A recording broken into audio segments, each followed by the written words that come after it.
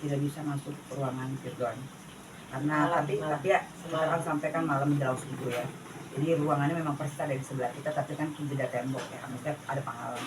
Jadi kita dibantu ke polisi, kita sempat video call, terus sempat juga telepon gitu kan, karena terus akhirnya kita bikin appointment lagi untuk besok hari supaya bisa tatap muka langsung. Akhirnya diizinkan. Nah tadi siang jam makan siang kita ketemu. Sejauh ini dia dalam kondisi yang baik, artinya dia tidurnya udah istirahat, terus udah makan, udah bisa berpikir dengan baik gitu, bisa menjawab pertanyaan baik gitu. Dia kondisinya terpukul, dia kondisinya menyesal.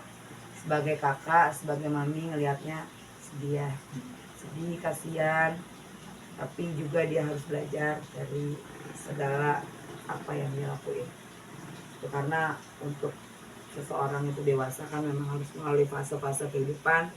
Dibayar harga lah, salah ya salah, harus bertanggung jawab atas kesalahannya. Terus udah gitu kita nggak mau bicara yang berat-berat, nggak mau permasalahan yang sebelumnya, kita cuma ngomong yang sangat simpel dengan waktu yang sangat singkat, cuma ngomong yang kuat ya, yang sabar ya, pasti bisa melalui. Intinya kasih support, kasih semangat. Nggak mau nanya-nanya yang di luar itu, karena takutnya dia nanti yang dibutuhkan saat ini, dia butuh sandaran, dia butuh support keluarga, dia butuh perhatian, bukan butuh ocehan. Itu. Dan Mami gimana? Mami gimana Mam? Mungkin Mami terlihat yang paling shock ya Mam? Iya pasti udah hancur lah pasti seorang. Apa ya? Saya shock sekali ya, sekaligus karena selama ini saya mengkampanyekan anti narkotika sampai ke pelosok-pelosok, ya, dengan PT Raisa, dengan yayasan kayak gitu. Mungkin Pak Dik pun tahu, ya. Tapi saya yang ngalamin kan gitu. Saya nggak bisa ngomong A, nggak ngomong bisa B, biar aja nanti orang hukumnya yang akan berbicara, ya kan. Anakku juga harus berani berbuat, harus berani bertanggung jawab, ya kan. Jadi tidak, persoalan boleh datang dalam hidup kita, jalan keluar bukan berarti kita harus mabuk, kita harus mau mencet diri, bukan itu. Tapi aku sangat berterima kasih dengan adanya ini. Anakku bisa minta maaf sama aku, bisa ngomong, Mami maafin aku ya, aku nakal. Sempat terucap tadi siang itu ya. Aku nakal ya, dia apa Mami, maafin aku ini. Dan dia peluk aku, dia nangis, dia bilang, kau anakku. Di saat susah pun, di saat mungkin orang nggak menerimamu, saya ada dan keluarga ada untuk kamu. Saya sama kakak masih berdiri, masih ada untuk kamu. Sekuat tenaga apa yang bisa kita ini, tentunya ya kan gitu. Dia juga nangis ya, kita bukan kenceng banget ya, erat gitu ya, ada mana aja sih, adalah kakak adik gitu kan, Mami juga, tapi ya udah sebatas itu. Terus kita saling menguatkan kan, kangen juga udah lama ketemu ya Mam ya, gitu. Aku sejak ulang tahun Mei yang lalu, aku nggak pernah tatapan muka sama dia. Udah cukup lama kan. Ada banyak hal yang membuat dia marah sama saya, dan saya pun marah sama dia. Tapi kita lagi nggak bahas itu ya Mam. Ini sih bukan pembahasan tentang marahnya, tapi ya apapun, sejelek apapun dia di luar, orang tua adalah tempat pulang anak-anaknya. Ya. Salah apapun anak, tetap orang tua pasti Semua badan. namanya anak, perjalanan hidupnya itu ya macam-macam, ya kan, mau perempuan, mau laki-laki, mau tua, mau muda, semua punya problem hidup. Cuman saya sekalian juga mengkampanyekan apa yang selama ini saya jalin untuk anak-anak. Sudah kalian lihatkan buah perbuatan ada efek. Saya selama ini kampanye ke luar kota sampai ke pelosok-pelosok dengan Ibu Nelly, ya. Coba lihat, saya justru ngalamin sekarang. Tetapi ada banyak sisi pembelajaran hidup di tengah-tengah waktu saya berkampanye bahwa seorang anak itu sudah kena titik dia boleh dimusuhi. Mana yang ada dirangkul, tolong ibu-ibu yang ada di luar sana ya, perhatian juga untuk kita semua. Ketika anak kita mengalami seperti ini, tolong jangan dibenci. Yuk sama-sama kita belajar tentang hidup ini. Itu yang selalu, walaupun mungkin ini pembelajaran hidup ini yang selama ini saya ikut, tapi saya ngalamin kan gitu. Jadi makanya saya berani berbicara seperti ini, minta maaf anak-anak kita semua. Belum tentu juga ya namanya bergaul di luar ya. Kita lihat mungkin anak ini soleh atau apa, tapi 60% pergaulan di luar itu mempengaruhi sangat kuat. Gitu. Kalau tadi dari cerita Mami yang sangat aktif dulu mengkampanye anti narkoba di Jam. Lalu Bang Virgon ternyata kedapatan menyalahgunakan. Dari Mami sendiri, setelah apa yang Mami lakukan, timbul kekecewaan di sini? Itu sih udah pasti kan, namanya kita orang tua kan harapannya anak kita itu kan jadi baik, jadi bagus ya kan. Saya di sini cuma memberi sebersit harapan untuk ibu-ibu yang mengalami anaknya seperti saya, tolong jangan dimusuhi ya. Yuk sama-sama kita rangkul anak-anak kita, sebab terkadang anak-anak itu punya problem yang mungkin dia nggak mampu emban, terus dipengaruhi lagi sama orang-orang yang ada di luar. Ngapain lo bengong nih pakai ini, nggak main lo ini. Mungkin saya sih cuman memberikan satu pandangan ya kan. Akan tetapi ya itulah jauh bukan dia sebagai orang tua shock, nggak bisa ngomong apa-apa. Kita bisa berbicara tentang anak orang mengalami kayak gitu, tapi ketika terjadi sama kita diam 1000 bahasa. Itu aja. Mungkin sebagai kerabat terdekat juga dengan apa yang menimpa Bang Virgon sekarang. Tadi ketemu juga sempat ketemu, seperti mungkin melihatnya juga cukup sedih juga nggak sih setelah apa yang menimpa Bang Virgon belakangan ini teruntukan? Ya, dengan ada yang masalah ini ya, shock, hampir kan ya pasti lah ya. Karena dari semalam memang Fisla duluan yang tahu. Lantas saya tarik Kak Feby, saya dudukin Kak Feby, saya bilang, Kak, tenang ya, jangan takut. Aku suruh baca WhatsApp. Nah, dari WhatsApp itu memang sudah valid dan itu sudah dari BNN kepala Jakarta BNN, kepala Jakarta Utara ya tadi. Nah lalu aku ke grup peduli anti narkoba. Saya juga BNN juga. Sampai sekarang pun ya kaget juga, kita berdua cuma bengong mau apa ya Kak ya. Dengan Mami telepon, Mami sudah pingsan semalam, nangis sampai aku kejam, aku tegak, jemput aku nak.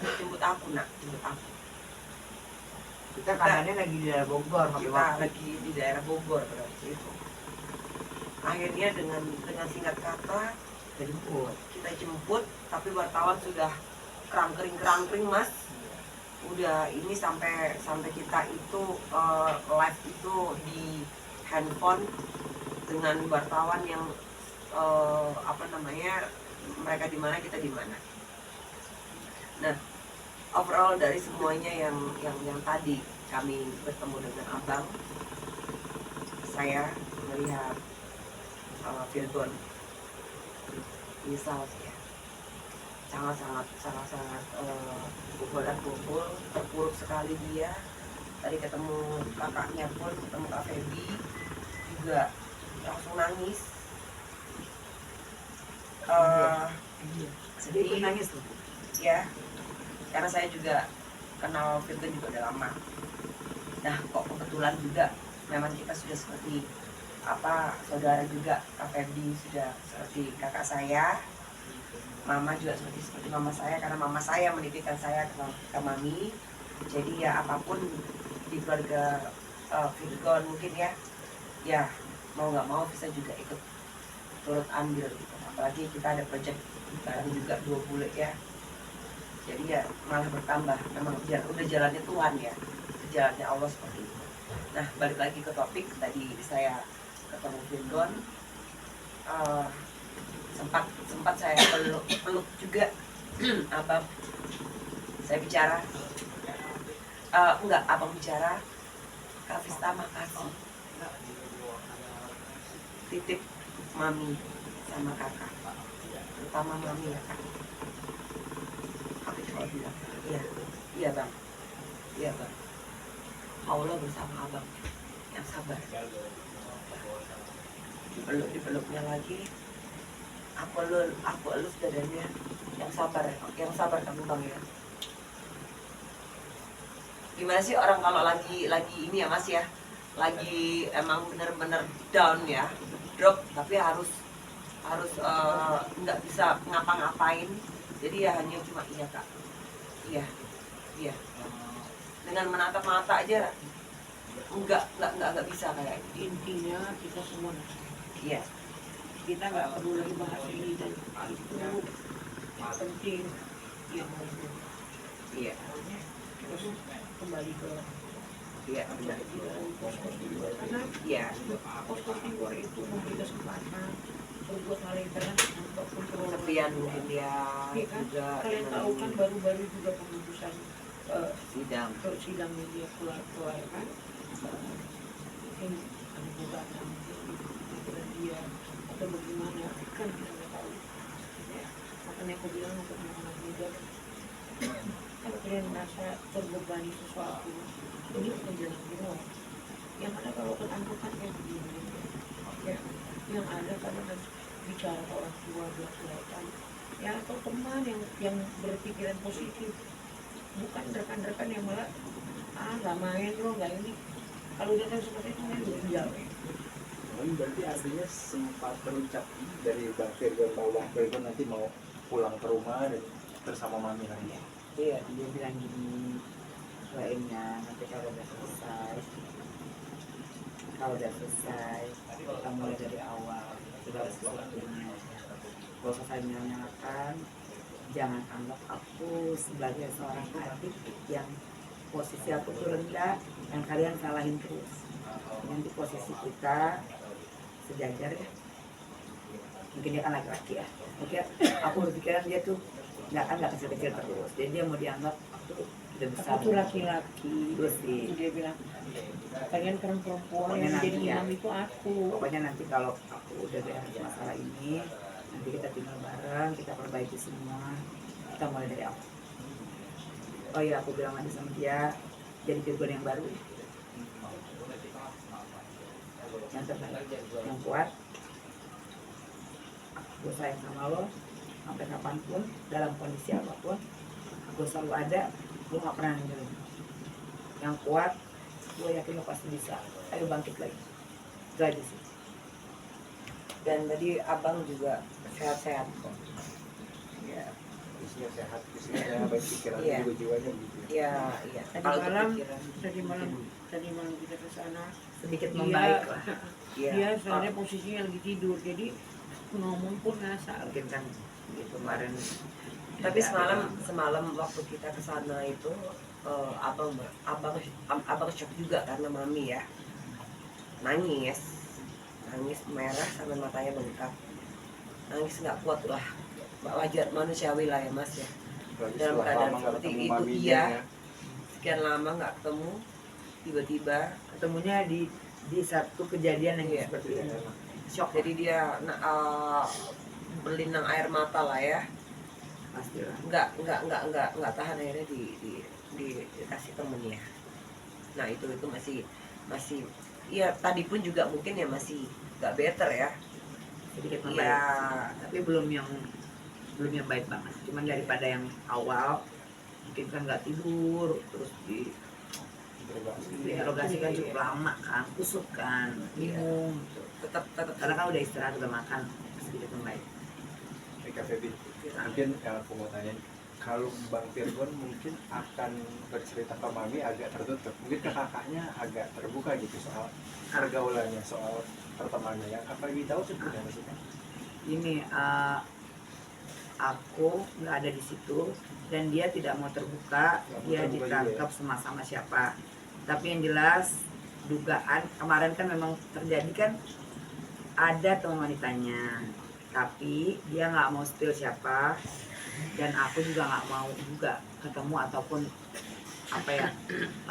langsung berkomunikasi. Jadi Karena karena belum pernah lihat wajahnya juga. Belum pernah, sama sekali kita nggak pernah kenal, kita nggak pernah tahu, dan dia juga mungkin juga nggak nyaman, dan dia juga nggak punya nyali juga untuk berani ketemu aku kan. Jadi ya udah, akhirnya yang penting adalah adikku. Aku ketemu langsung tatap mata, memastikan dia dalam kondisi yang baik, udah makan, bisa istirahat, tidur kayak gitu. Itu udah luar biasa untuk aku. Jadi untuk yang itu, yang kita nggak konsen ke itu sih nggak mas. ke situ. Dan aku nggak mau bahas itu, takutnya kan nggak enak jadinya ya. Ya mungkin dia punya cara untuk menyelesaikan sendiri. Tapi kan kita kan nggak tahu juga, ya kan, ditangkap itu, dia kan habis motoran soalnya. Pokoknya itu Habis motoran pulang. kita nggak bahas. Jadi pokoknya kita Nggak tahu dan kita nggak lihat, jadi kita nggak paham gitu. Ya sekarang yang jadi tugas kita adalah menasehati, mendekatkan diri sama dia. Saya nggak mau kehilangan lagi 2 kali, ya. Gitu. Kemarin saya udah kehilangan semua manis saya. Ternyata Tuhan juga beda lagi. Ada ulang tahun, ada mantan istrinya, ada cucu-cucu saya, ya kan. Momen yang selama 1 tahun hilang itu sudah kembali. Ya, semoga Tuhan memberi derasnya hujan hari ini, badai yang dahsyat untuk saya, tetapi untuk menyirami semua pohon yang sudah gersang ya, menjadi hijau kembali. Harapan saya cuma itu. Kak, aku mau klarifikasi satu lagi nih. betul. Kalau setahu kakak atau sepengetahuan teman-teman dekatnya kan memang Bang Virgon tidak dekat dengan narkoba begitu ya.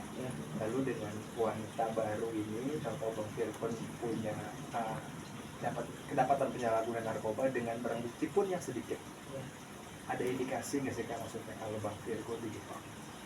Nggak mau berasumsi sendiri, karena memang Jangan salah. malah jadi nggak karuan. Memberatkan nanti mas. Pokoknya intinya gini, kita nggak pernah tahu, segala kemungkinan bisa aja terjadi. Nggak pernah tahu kejadian seperti apa, bisa, semua bisa, ya kan?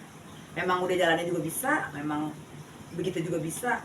Jadi intinya kita nggak mau fokus ke situ, fokusnya itu memang ini udah jalannya, emang butuh direhab, harus cepat ditolong, disegerakan, dan harapannya bisa direhab. Harapannya itu supaya memang kan dia kan memang korban kan di sini, jadi harapannya itu mudah-mudahan bisa didampingin lawyer yang tepat dan bisa segera direhab. Butuh butuh supaya normal kembali, ya, secara pikiran, secara mungkin selama ini merasa dia kehilangan kami, sehingga dia mencari satu pelarian, ya.